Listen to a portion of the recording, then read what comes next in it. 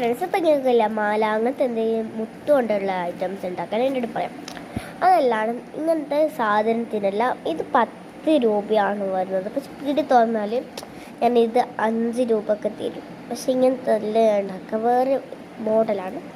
ഇത് ഞാൻ അന്നേരം പീടി തുറന്നപാട് പീടി തുറക്കൂല, ഞാൻ എൻ്റെ നമ്പർ കൊടുക്കാം, നിങ്ങൾ ഇങ്ങോട്ട് വന്ന് വാങ്ങുക.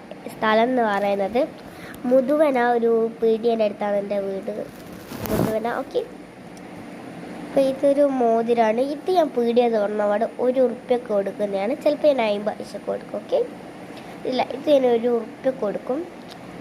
നിങ്ങൾ എൻ്റെ അവിടെ വന്നിട്ട് വാങ്ങുക. ഞാൻ ഇപ്പം പീടി തുറന്നാൽ പറയുന്നതാണ്.